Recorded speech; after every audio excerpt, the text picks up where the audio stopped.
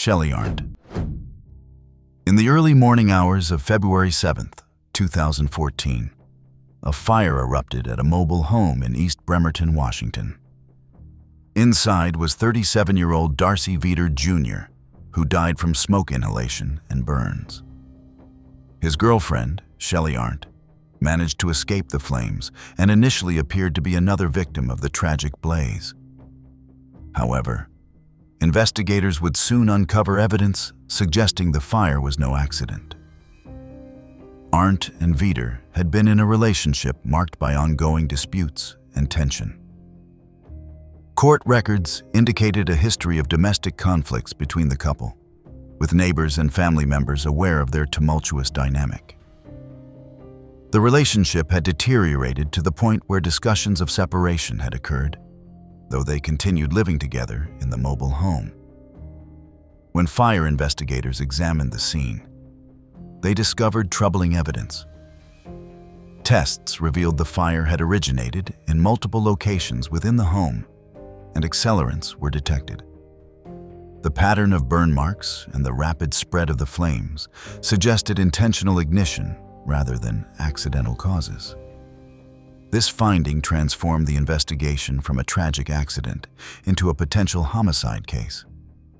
Arndt's behavior following the fire raised additional suspicions among investigators. Her accounts of what happened contained inconsistencies, and her emotional responses seemed incongruent with someone who had just lost their partner. Forensic analysis of the scene continued to build a case that the fire had been deliberately set while Veeder was inside the home, likely while he was sleeping and unable to escape. The investigation also uncovered potential financial motives. There were indications of disputes over money and property between Arndt and Veeder, adding another layer to the prosecution's theory about why Arndt might have wanted him gone. The combination of the troubled relationship, financial conflicts, and the forensic evidence pointing to arson created a compelling narrative for prosecutors. Arndt was arrested and charged with aggravated first-degree homicide and arson. The trial focused heavily on the forensic evidence from the fire scene, with experts testifying about burn patterns, accelerant detection, and the multiple points of origin. The prosecution argued that Arndt had methodically set the fire to eliminate Veeder and staged her own escape to appear as a survivor rather than a perpetrator. The defense attempted to argue that the fire could have been accidental or that someone else might have been responsible. However, the evidence was substantial. The jury found Arndt guilty, and she was sentenced to life in prison without the possibility of parole. The severity of the sentence reflected the premeditated nature of the crime and the particularly cruel method used. Arndt appealed her conviction, with her legal team arguing that there had been errors during the trial. In 2017, a split appellate court upheld her conviction despite acknowledging some procedural concerns. The appeals court found that any errors were not significant enough to warrant overturning the guilty verdict, given the strength of the evidence against her. Arndt remains incarcerated at the Washington Correction Center for Women, serving her life sentence for a crime that ended Veeder's life in one of the most terrifying ways imaginable. From a fire that destroyed a home, we move to poison hidden in plain sight. Janjira Jeffrey Smith. In January 2012, 52-year-old Roger Lewis became critically ill after drinking what he believed was his regular evening beverage. Lewis had recently ended his relationship with Janjira Jeffrey Smith, a woman he had been dating and had begun seeing someone new named Thanyarat Sangfrachan. What Lewis didn't know was that Smith had not accepted the end of their relationship and had devised a plan to harm both him and his new girlfriend. Smith arrived at Lewis's home with a bottle of Jägermeister, a liquor Lewis was known to enjoy. The gesture appeared friendly, as if Smith had accepted the breakup and wanted to part on good terms. However, Smith had laced the bottle with insecticide, a deadly poison she had obtained, and mixed into the alcohol. The plan was to have both Lewis and Sangfrachan consume the poisoned drink. Lewis and Sengfer-chan shared drinks from the contaminated bottle. Within hours, both became severely ill with symptoms that rapidly worsened. Lewis's condition deteriorated quickly, and he passed away from the poisoning. Sengfer-chan survived, but suffered serious health consequences from ingesting the poison. Medical personnel who treated them initially struggled to identify the cause of their sudden illness, as poisoning was not immediately suspected. The breakthrough came when Sengfer-chan was able to provide information to investigators about Smith's visit and the bottle of Jägermeister she had brought. The remaining liquor was tested, and toxicology results revealed the presence of insecticide in concentrations that were clearly lethal. This discovery transformed the case from a mysterious illness into a calculated poisoning. Investigators traced Smith's purchase of the insecticide and built a timeline showing her preparation for the crime. The evidence suggested premeditation, with Smith acquiring the poison, contaminating the alcohol, and delivering it to Lewis under the guise of friendship. The method was particularly insidious because it relied on the victim's trust and their belief that they were simply enjoying a drink from someone they knew. Smith was arrested and charged with second-degree homicide for Lewis's passing and assault for harming Sengfer-chan. During the investigation and trial, the motive was clearly established as jealousy over the ended relationship and Lewis's new romance. Smith's inability to accept rejection had led her to commit an act that ended one life and permanently affected another. The trial featured extensive testimony about the poisoning, including expert witnesses who explained how the insecticide worked in the human body and the suffering Lewis experienced before passing. The contaminated bottle itself became key evidence, with forensic analysis showing definitively that the poison had been added deliberately rather than through any accidental contamination. Smith was convicted and sentenced to 20 years in prison. While jealousy motivated one woman, financial gain drove another to turn against her own family. Tashia L. Stewart. On February 28, 2011, emergency services received a frantic call from a home in Pasco, Washington. The caller was Tashia L. Stewart, reporting that she had been attacked and that her mother, Judy Heber, was seriously injured. When first responders arrived, they found a chaotic scene. 53-year-old Judy Heber had suffered fatal injuries, while Stewart claimed she had also been harmed during what she described as an attack by an unknown intruder. Stewart's account of events seemed straightforward initially. She told investigators that someone had broken into the home and attacked both her and her mother. She claimed to have been injured during the encounter and suggested the attack was random. However, investigators quickly began noticing inconsistencies in her story that raised serious questions about what had actually occurred. The forensic evidence from the scene didn't align with Stewart's narrative of a home invasion. The pattern of injuries to Heber suggested a focused attack rather than a panicked struggle with an intruder. Additionally, there was no evidence of forced entry into the home, and nothing appeared to have been stolen, which would be unusual for a burglar who had supposedly broken in. Stewart's own injuries were superficial and inconsistent with her claims of being attacked. Medical examiners noted that they appeared to be self-inflicted rather than defensive wounds from fighting off an attacker. This observation, combined with the lack of evidence supporting an intruder, shifted the investigation's focus entirely onto Stewart herself. The motive became clear as investigators examined the relationship between Stewart and her mother. Heber had recently changed her will, removing Stewart as a beneficiary due to concerns about Stewart's behavior and choices. This disinheritance represented a significant financial loss for Stewart, who stood to receive nothing from her mother's estate. The timing of Heber's passing, shortly after the will change, was not coincidental. Further investigation revealed that Stewart had been aware of the will change and was upset about being cut out of the inheritance. Financial records and communications showed that Stewart had been counting on receiving money from her mother, and the disinheritance had created both financial strain and resentment. The combination of motive and the forensic evidence pointing to Stewart as the perpetrator rather than a victim built an overwhelming case. The recorded emergency call itself became evidence against Stewart. Analysis of the call revealed that Stewart's demeanor and statements contained elements that seemed rehearsed or staged, rather than the genuine panic of someone who had just witnessed their mother being harmed. Audio forensics experts testified about indicators of deception in the call. Stewart was charged with first-degree homicide and attempted homicide based on her staged injuries, suggesting she had planned to claim she was also a victim. At trial, prosecutors presented the forensic evidence, the financial motive, and expert testimony refuting Stewart's self-defense claims. The jury found her guilty, and she was sentenced to 45 years in prison.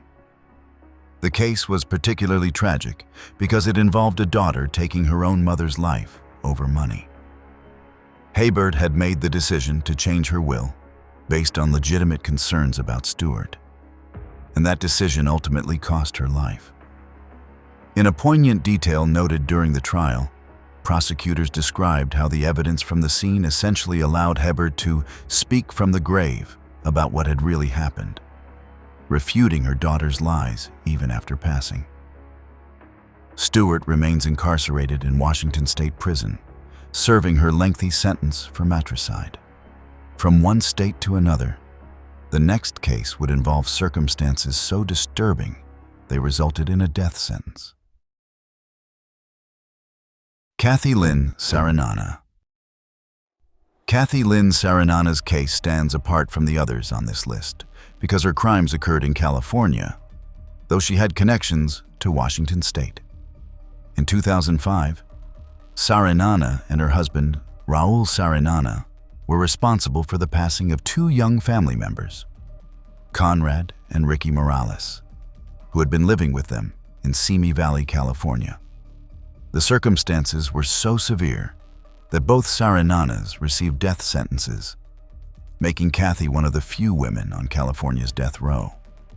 The Morales boys had been placed in the care of their aunt and uncle, presumably for their safety and well-being.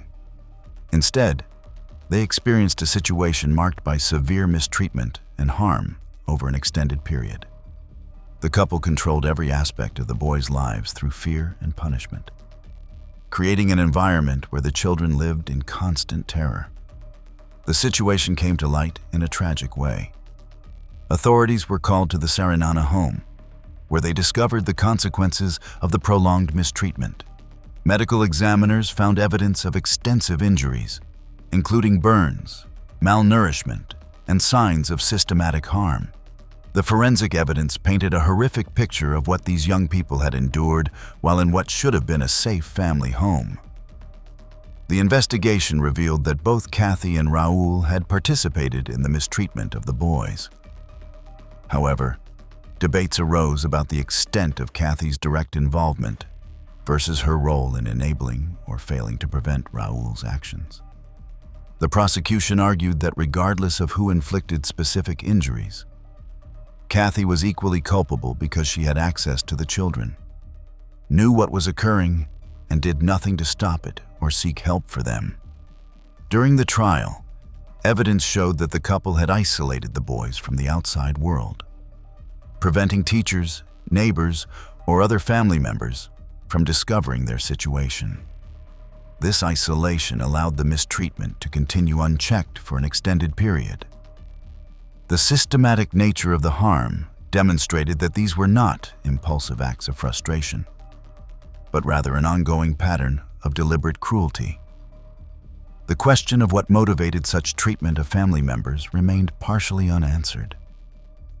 Some experts suggested issues of control and power, while others pointed to possible mental health factors. However, no explanation could adequately account for or excuse the level of suffering inflicted on the boys who had been entrusted to the Saranana's care. Both Kathy and Raul Saranana were convicted of first-degree homicide with special circumstances of torture. the special circumstances made them eligible for California's death penalty, which both received. The jury's decision to impose death sentences reflected their view of the crimes as among the most heinous imaginable. The deliberate, prolonged torture of vulnerable family members who had no means of escape or self-defense. As of 2025, Kathy Lynn Saranana remains on death row at Central California Women's Facility, one of relatively few women awaiting execution in California. The state's lengthy appeals process means she has been incarcerated for 2 decades since her conviction. An execution remains uncertain given California's de facto moratorium on carrying out death sentences.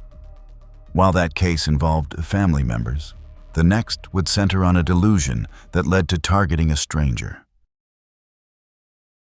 Phieng-Chai Sinavong. On November 7, 2008, 37-year-old Araceli Camacho Gomez, who was 8 months pregnant, went to what she believed was a prenatal appointment in Kennewick, Washington. Gomez had responded to an advertisement offering baby items and maternity help, not knowing it was a trap. The person who had placed the ad was Phieng-Chai Sinavong, a woman consumed by a delusional desire for a baby that would lead to unimaginable horror. Sinavong had been telling people in her life that she was pregnant, despite this not being true. She had created an elaborate fiction about expecting a child, going so far as to wear padding to simulate pregnancy and discussing baby plans with friends and family. As her supposed due date approached, the pressure to produce an actual baby intensified, leading her to devise a desperate and deadly plan. When Gomez arrived at the designated location, Sinavong attacked her with a knife, stabbing her multiple times. The attack was brutal and focused, with Sinavong's apparent goal being to take Gomez's unborn baby. Gomez fought for her life and the life of her child, but she could not overcome her attacker. Both Gomez and her unborn baby perished from the injuries sustained in the attack. Sinavong's plan fell apart almost immediately after the crime. She attempted to present herself at a hospital with a newborn, claiming she had just given birth. However, medical staff quickly recognized inconsistencies in her story and her physical condition. She showed no signs of having recently delivered a baby, and her explanations for the infant's origins raised immediate red flags. Hospital security contacted law enforcement. The investigation moved rapidly once authorities connected Sinavong's hospital appearance with reports of Gomez's disappearance. Gomez's body was discovered, and forensic evidence linked Sinavong definitively to the crime scene. The baby, tragically, had not survived, making this a double homicide case. During interrogation and throughout the legal process, the question of Sinavong's mental state became central. Her defense team argued that she suffered from delusions and possibly post-traumatic stress from her past, suggesting she could not be held fully responsible for her actions. Psychiatric evaluations were conducted to assess her competency and sanity at the time of the crime. However, prosecutors successfully argued that despite any mental health issues, Sinavong had demonstrated the ability to plan and execute a complex crime. She had created the advertisement, lured Gomez to a location, prepared weapons, and attempted to cover up the crime by presenting the baby as her own.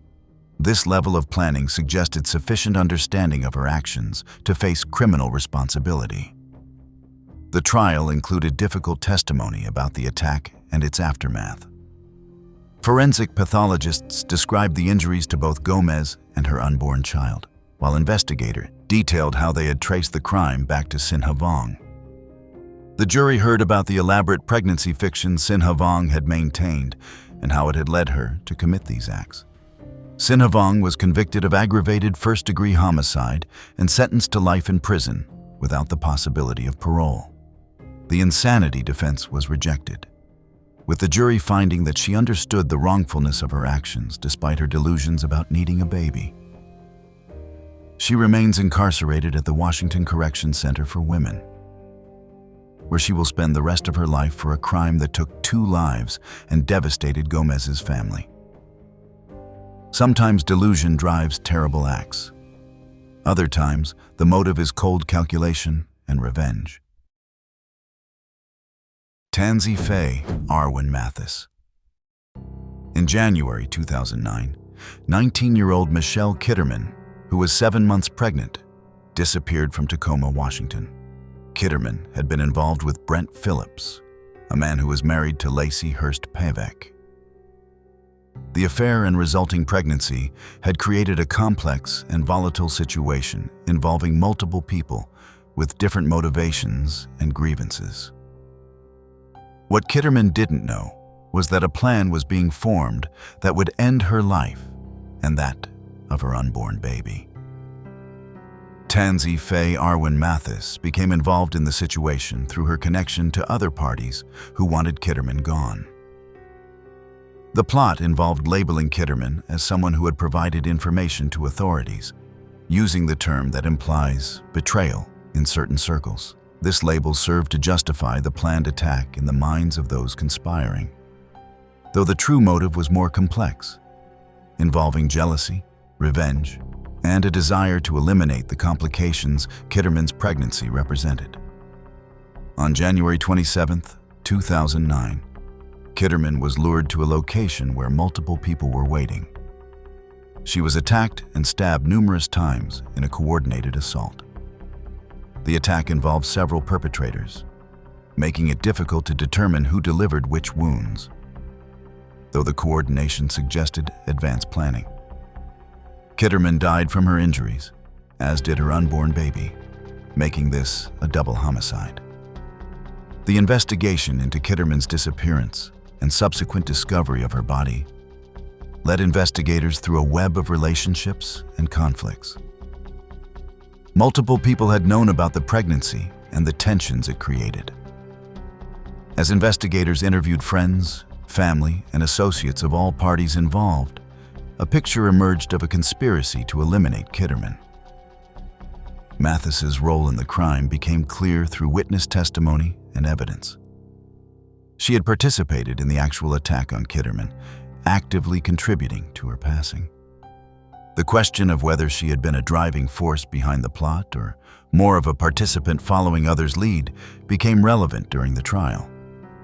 Though prosecutors argued that active participation in taking someone's life made her equally culpable regardless of whose idea it had been originally. The complexity of the case involved multiple defendants with varying levels of involvement. Some had planned the crime, others had carried it out, and still others had helped cover it up afterward. Prosecutors had to untangle these different roles and present clear evidence of each person's specific actions and culpability.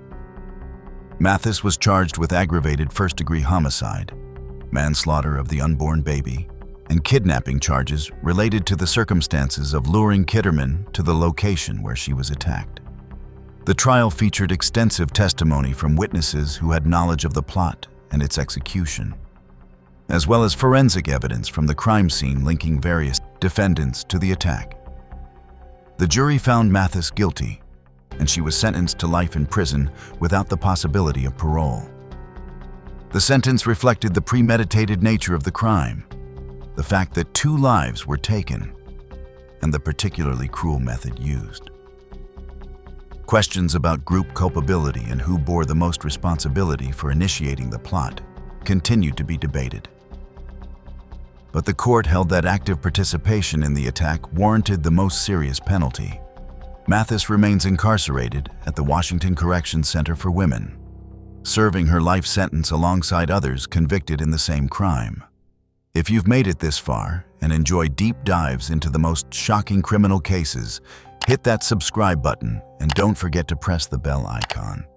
While some participated in others' plans, the next woman orchestrated everything from the beginning. Lacey K. Hurst Pavek. The same case that involved Tansy Mathis had another key architect whose role was even more central to the conspiracy. Lacey K. Hurst Pavick was married to Brent Phillips, the man whose affair with Michelle Kitterman had created the pregnancy at the center of the conflict.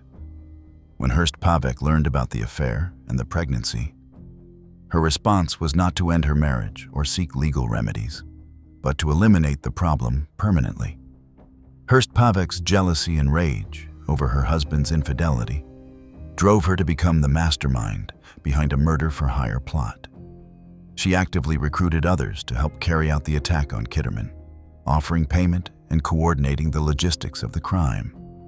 Rather than confronting her husband or dealing with the situation through legal channels like divorce or custody arrangements once the baby was born, Hurst Pavick chose a path that would end 2 lives and destroy multiple families. The planning involved multiple conversations where Hurst Pavick discussed what she wanted done and how it should be accomplished. Evidence showed she had knowledge of the plot's details and had provided resources to those who would carry it out. She remained involved throughout the planning stages, checking on progress and ensuring that her wishes would be fulfilled. This wasn't a spontaneous act of passion, but rather a calculated decision made over time with full understanding of the intended outcome. When Kitterman was lured to the location on January 27, 2009, and subsequently attacked and stabbed to death along with her unborn baby, Hurst Pavick's plan came to fruition. Though she was not physically present at the scene of the attack, prosecutors successfully argued that her role as the instigator and organizer made her equally responsible for the deaths. Under the law, hiring someone to commit harm carries the same penalties as committing the act directly. The investigation that followed Kitterman's disappearance eventually uncovered the conspiracy through interviews with various individuals connected to the case. Witnesses testified about conversations with Hurst Pavick regarding her intentions toward Kitterman and the pregnancy. Text messages, financial records, and phone logs helped establish the timeline of the conspiracy and Hurst Pavick's central role in orchestrating it.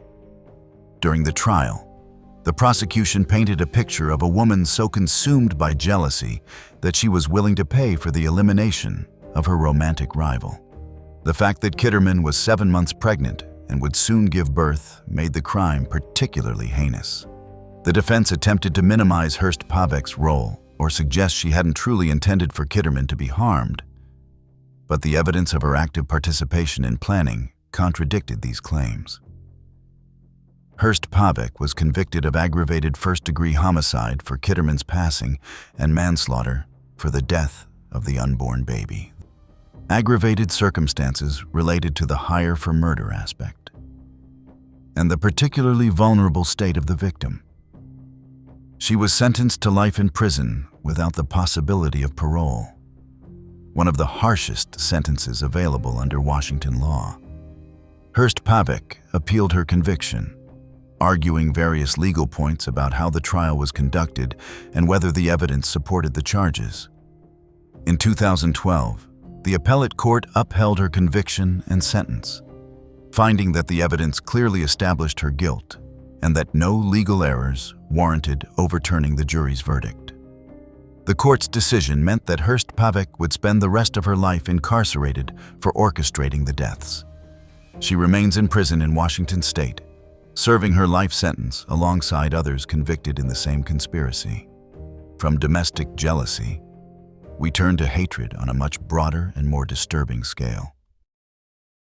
Holly Ann Grigsby. In September 2011, Holly Ann Grigsby embarked on what authorities would later describe as a white supremacist killing spree alongside her boyfriend, David Peterson.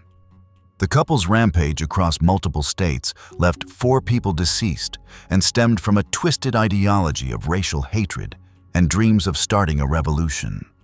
What made Grigsby's participation particularly chilling was that she was not coerced or controlled by Peterson, but rather an active and willing participant in the violence.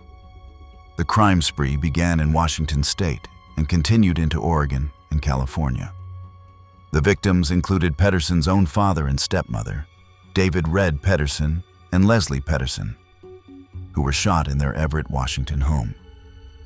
This parricide shocked investigators, as it demonstrated that Pedersen and Grigsby's commitment to their cause superseded even basic family bonds. The couple viewed the elder Pedersens as obstacles to their plans and eliminated them without apparent remorse. After fleeing Washington, the pair continued to Oregon, where they targeted and ended the lives of Cody Myers and Reginald Clark. These victims were selected based on the couple's hateful ideology, which categorized people as enemies based on race and other characteristics. The randomness of the victim selection made the crimes even more terrifying, as it meant anyone who fit their criteria could have been targeted. The couple's capture came after law enforcement agencies across multiple states coordinated their efforts. Patrol officers stopped the vehicle Grigsby and Pedersen were traveling in, leading to their arrest and ending the killing spree. Inside the vehicle, investigators found weapons, evidence linking them to the crimes, and materials related to white supremacist ideology. The evidence left no doubt about their guilt or their motivations.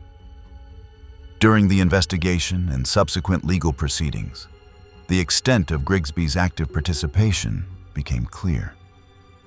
She had not been a passive observer or reluctant participant, but rather an engaged partner in the violence.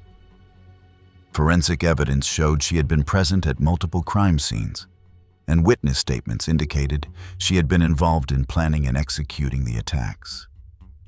The federal government prosecuted the case due to its interstate nature and the hate crime elements. Both Grigsby and Pedersen faced charges under racketeering statutes that addressed their conspiracy and multiple homicides. The prosecution presented evidence about the couple's ideology, their planning for what they called a revolution, and the deliberate nature of each attack. At sentencing in 2014, Grigsby made a statement apologizing to the victims' families and acknowledging the harm she had caused. She stated that, "My actions have further damaged the reputation of a movement misunderstood," a comment that suggested some continued attachment to the ideology, even as she expressed remorse for the violence. Her apology was met with skepticism by prosecutors and victims' families, who questioned whether she truly understood the gravity of what she had done. Both Grigsby and Pedersen received life sentences without the possibility of release. The federal sentences ensured they would never be free again, regardless of where they were incarcerated. The case highlighted the dangerous potential of extremist ideologies to motivate violence and the particular threat posed by couples who radicalize each other. Grigsby is currently serving her sentence in a federal prison facility. While ideology drove one woman, the next case would reveal how control and manipulation within a household could lead to multiple deaths. Michelle Notek. Michelle Notek's case stands out on this list because, unlike the others, she was eventually released from prison after serving 18 years of a 22-year sentence. However, the crimes that led to her incarceration were among the most disturbing, involving prolonged mistreatment of vulnerable people who lived in her Raymond, Washington home. Between the 1980s and 2003, Notek's household became a site of systematic harm that resulted in at least 3 deaths. The victims were people who had come to live with Notek and her husband David for various reasons. Kathy Loreno had been a friend who moved in to help with the household, but became a target of increasing mistreatment. Ronald Woodworth was a military veteran who needed a place to stay and thought he had found a safe home with the Noteks. Shane Watson was Notek's own nephew, a young person placed in her care who should have been protected by family bonds. Instead, all 3 experienced circumstances that eventually led to their deaths. The pattern in each case was similar. Notek would isolate the person from outside contacts, making it difficult for friends or family to check on their well-being. She would then subject them to various forms of mistreatment, including denial of food, forced labor, and psychological torment. The situation would escalate over time, with the person becoming increasingly weakened and unable to resist or escape. Eventually, each victim died, either directly from the mistreatment or from actions taken by the no-techs to end their suffering. The crimes came to light through the bravery of no-tech's own daughters, who had witnessed what was happening in the household. The daughters reported what they had seen to authorities, providing detailed accounts of the mistreatment and deaths. Their testimony was crucial in building the case against their mother and stepfather, though coming forward meant acknowledging the horrors they had lived through and betraying their own parent. David Knotek also provided information during the investigation. He admitted to his role in some of the deaths, including shooting victims and helping dispose of bodies. His confessions corroborated what the daughters had reported and provided forensic details that helped investigators understand what had happened to the missing people who had last been seen at the no-tech home. The forensic evidence was challenging because the bodies had been disposed of in ways that made recovery and examination difficult. However, Ronald Woodworth's remains were recovered and examined.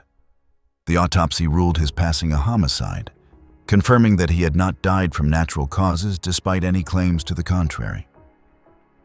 The disposal methods used for the other victims suggested consciousness of guilt and efforts to hide evidence of crimes. The legal proceedings were complex due to the multiple victims and the time span over which the crimes occurred. Michelle Knotek entered an offered plea to charges including second-degree homicide and manslaughter. An offered plea allows a defendant to maintain innocence while acknowledging that the prosecution has enough evidence for a conviction. This plea resulted in her receiving a 22-year sentence rather than facing trial with potentially more serious charges. The question of what motivated Knotek's behavior toward these vulnerable people remained partially unanswered. Some experts suggested she had a need for control and power over others, selecting victims who were isolated and had few resources to resist. The fact that she targeted people in vulnerable situations, those needing housing, family members needing care, suggested predatory behavior that exploited weakness. Michelle Knotek was released from prison on November 8, 2022, after serving 18 years. Her early release for good behavior sparked controversy and concern among those familiar with the case. As of 2025, discussions about her case continue in true crime media, with many questioning whether someone responsible for such prolonged cruelty could truly be rehabilitated or whether she poses an ongoing danger. Her current whereabouts are not publicly disclosed, though she is presumably living somewhere under supervision. From a house of horrors to a case driven by greed, the next woman targeted someone who trusted her. Brenda Nicholas. In March 2011, 62-year-old Francis Patrick Fleming, a military veteran living in Seattle, was found deceased in his apartment in circumstances that immediately suggested foul play. Fleming had been stabbed multiple times with a kitchen knife, and his home had been ransacked. The motive appeared to be robbery, as valuable items, including coins from Fleming's collection, were missing. What made the case particularly tragic was that Fleming had been targeted by someone he had tried to help. Brenda Nicholas had connections to Fleming through various circumstances. She had portrayed herself as someone in need, and Fleming, known for his generosity, had offered assistance. However, Nicholas had been scheming to take advantage of Fleming's kindness and his possessions. She knew he had valuables, particularly his coin collection, and she devised a plan to steal them. Rather than committing the robbery herself, Nicholas recruited others to carry out the actual attack on Fleming.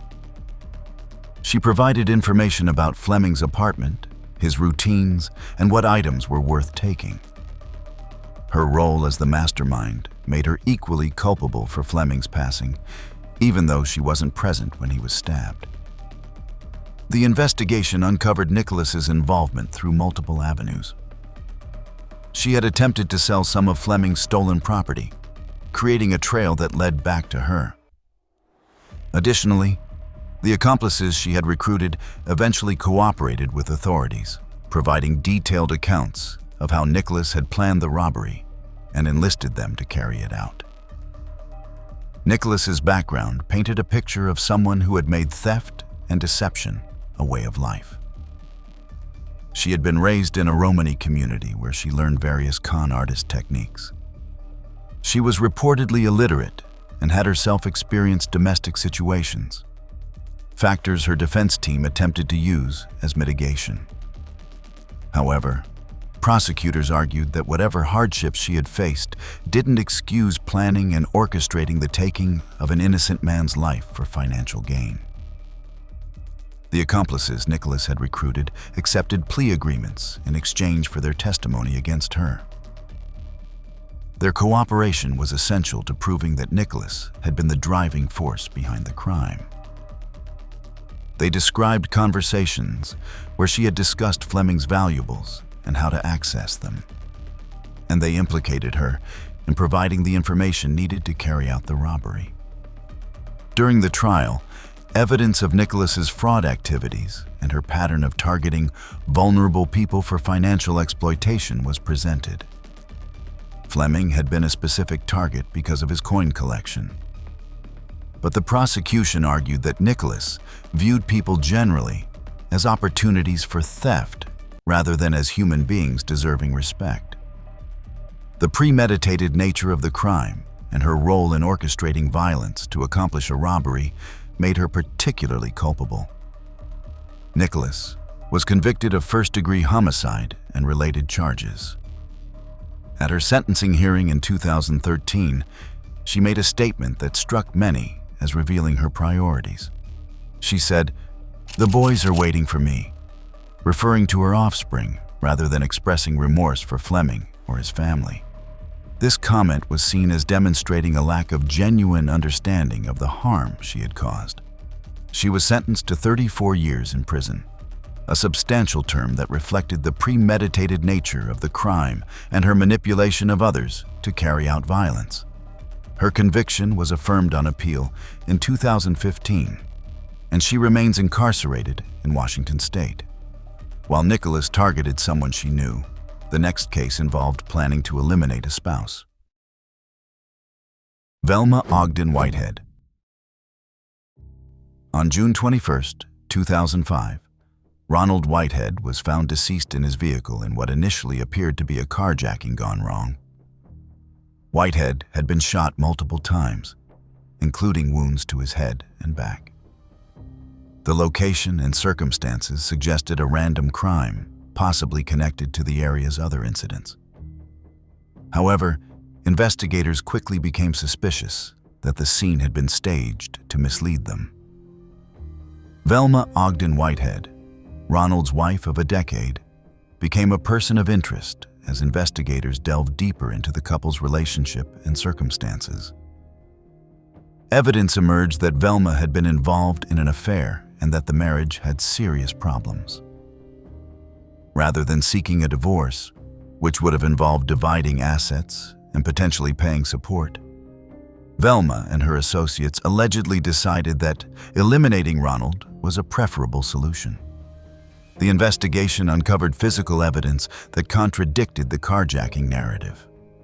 Shell casings from the scene and a palm print linked to Velma's accomplices placed them at the location where Ronald was shot. The forensic evidence suggested that Ronald had been deliberately targeted and that the staging of the scene was an attempt to misdirect investigators. Velma's offspring from a previous relationship and another associate were also implicated in the plot. The conspiracy involved multiple people, with Velma allegedly serving as the instigator who wanted her husband eliminated. The financial benefits she would receive from Ronald's passing, combined with her desire to be free to continue her affair, provided clear motivation for the crime. As evidence mounted against her, the carefully constructed facade of the grieving widow began to crumble. Investigators built a timeline showing Velma's involvement in planning the attack and her connection to those who carried it out. Phone records, financial transactions, and witness statements all pointed to a conspiracy rather than a random crime. Velma eventually accepted responsibility as part of a plea agreement. At her sentencing, she expressed regret, stating, "I deeply regret. I made a poor choice." Though the understatement of describing orchestrating a spouse's ending as a poor choice struck many as inadequate. Her expression of remorse came only after being caught and facing severe consequences, raising questions about its sincerity. Velma Ogden Whitehead was sentenced to 22 years in prison in 2008. However, she would not serve her full sentence. She passed away on October 17, 2015, while still incarcerated, having served 7 years of her sentence. Her passing meant she never faced the full consequences of orchestrating her husband's elimination. From a spouse killer to our final case, which involves multiple victims and a unique legal complexity. Donna R. Perry. Donna R. Perry's case is unlike any other on this list due to the unique circumstances surrounding identity and the timeline of the crimes. In 1990, 3 women who engaged in street-level work, Yolanda Sapp, Nikki Lowe, and Kathleen Brisbois, were found deceased in Spokane, Washington, each having been shot. The cases went cold for over 2 decades, with investigators unable to identify the perpetrator despite collecting DNA and fingerprint evidence from the scenes. At the time of the 1990 crimes, the perpetrator was living as Douglas Perry. Douglas had a history that included reported experiences of mistreatment during childhood, factors that would later be examined as potential influences on behavior. However, these background circumstances could never excuse or explain the deliberate targeting and ending of 3 women's lives. In 2000, Douglas Perry underwent gender reassignment surgery and began living as Donna Perry. Perry later stated that the transition was undertaken partly to control violence, suggesting awareness of dangerous impulses. This statement would become significant during the legal proceedings, as it implied acknowledgement of violent tendencies that existed before the transition. The breakthrough in the cold cases came in 2012, when DNA technology had advanced to the point where a genetic match connected Perry to the 1990 crime scenes. The DNA and fingerprint evidence definitively placed Perry at the locations where the 3 women had been found. This forensic connection, preserved for over 2 decades, finally provided the evidence needed to solve the cases. Additional evidence came from an unexpected source. Perry had allegedly confessed to a cellmate about committing the acts while still living as Douglas, providing details that only someone involved would know. This confession, combined with the forensic evidence, created an overwhelming case for prosecution. The legal proceedings raised complex questions about identity and responsibility. The defense attempted to argue that Douglas Perry and Donna Perry were separate identities, suggesting that the person who committed the crimes no longer existed after the transition. However, prosecutors successfully argued that regardless of name or gender identity, the same individual was responsible for the crimes and must be held accountable. The trial also examined the question of motive. Evidence suggested that Perry harbored disdain for women engaged in street-level work, viewing them as deserving of harm. This attitude, combined with the targeting of vulnerable women who worked in dangerous circumstances, painted a picture of someone who selected victims based on perceived worthlessness. The 3 women had been mothers, daughters, and people with lives and families who mourned their losses for over 2 decades before knowing who had taken them. In 2017, Perry was convicted of 3 counts of aggravated first-degree homicide and sentenced to 3 life terms without the possibility of parole. The sentences would run consecutively, ensuring Perry would never be released. The families of Yolanda Sapp, Nikki Lowe, and Kathleen Brisbois finally received answers about what had happened to their loved ones. Though the decades of waiting meant many family members had passed away without ever knowing the truth. At sentencing, family members spoke about the impact of losing their loved ones and then waiting over 20 years for justice. They described memories stolen, childhoods affected, and the constant wondering about who had committed the crimes. The advancement of DNA technology that solved the case provided some solace, though it couldn't return the years lost or the lives taken. Perry remains incarcerated at the Washington Correction Center for Women, serving 3 life sentences. This was all from our side today. Thanks for watching. Click here to check out another video.